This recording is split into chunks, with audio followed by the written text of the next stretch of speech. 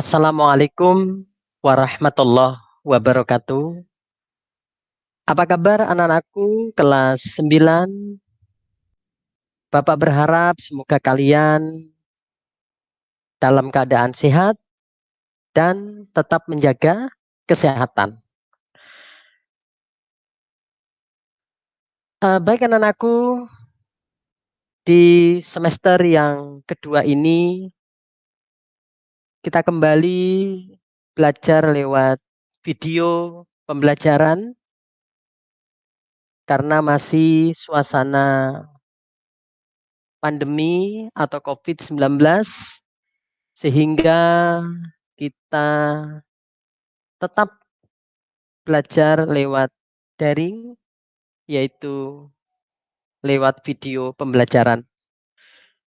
Di semester kedua ini kita akan membahas tentang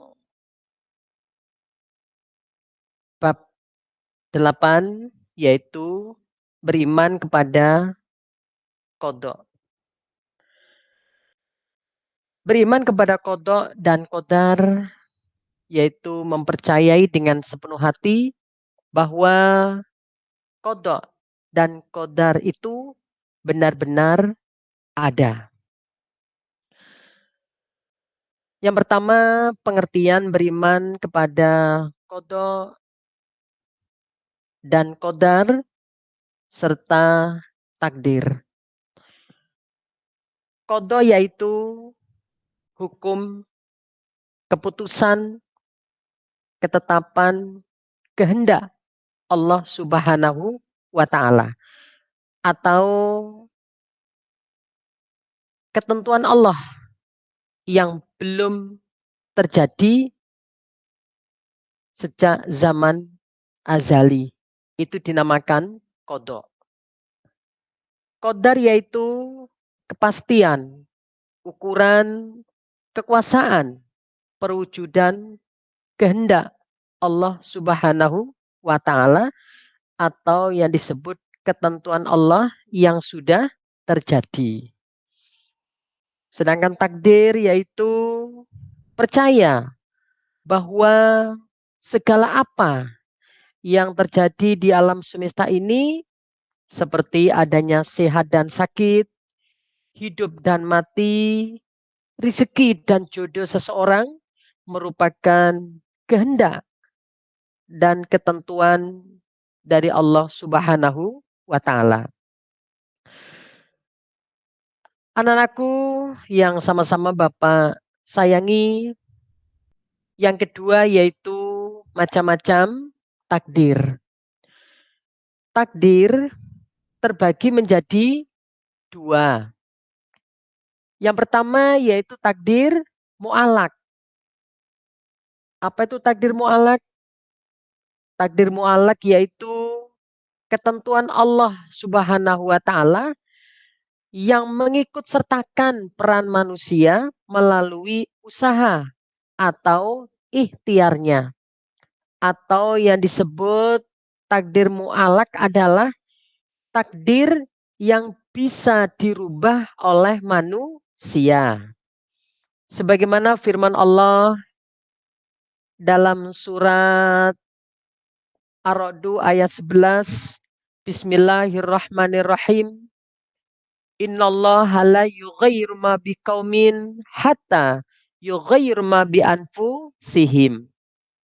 Artinya, sesungguhnya Allah tidak akan mengubah keadaan suatu kaum sebelum mereka mengubah keadaan diri mereka sendiri.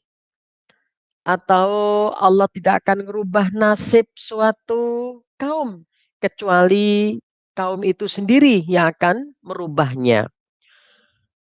Contoh takdir mu'alak yang pertama yaitu kepandaian atau kepintaran seseorang. Dengan cara belajar mereka menjadi pintar atau menjadi pandai. Dengan cara membaca mereka mengetahui sehingga mereka pandai atau mengerti atau pintar. Dalam arti dulunya tidak tahu menjadi tahu. dulunya bodoh menjadi pintar berkat mereka ikhtiar atau berusaha. Yang kedua yaitu kesehatan atau sehat. Mereka berusaha mencari obat sehingga mereka sembuh, lalu mereka sehat. Dalam arti sakit, berusaha mencari obat sehingga sembuh dari sakitnya.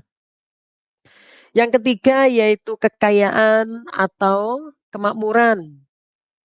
Mereka berusaha, dulunya nggak punya, mereka usaha, mereka kerja keras, sehingga mereka bisa merubah hidupnya, sehingga menjadi orang yang kaya atau orang yang mampu. Miskin dirubah karena usaha, sehingga mereka menjadi tidak miskin lagi atau mereka menjadi kaya. Yang kedua atau yang B yaitu takdir mubram. Apa itu takdir mubram? Takdir mubram adalah ketentuan mutlak atau ketentuan Allah Subhanahu wa taala yang pasti berlaku dan tidak bisa dirubah oleh manusia. Singkatnya, takdir mubram adalah eh, takdir yang tidak bisa dirubah oleh manusia. Contohnya, takdir mubram yang pertama jenis kelamin. Kalau misalnya ibu melahirkan anaknya perempuan, ya perempuan, nggak bisa dirubah menjadi laki-laki. Kalau mereka lahir laki-laki, ya laki-laki, nggak bisa dirubah.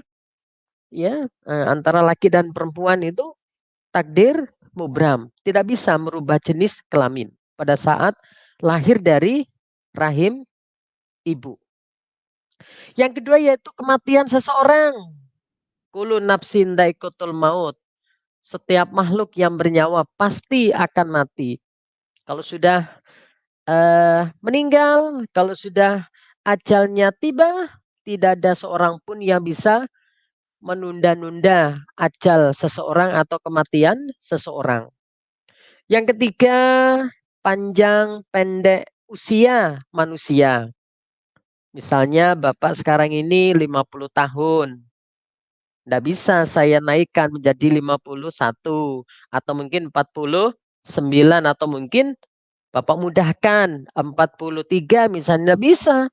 Kalau 50 tahun ya 50 tahun. Nah ini nggak bisa dirubah.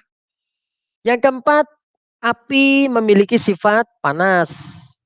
Pernah dengar, pernah lihat api dingin?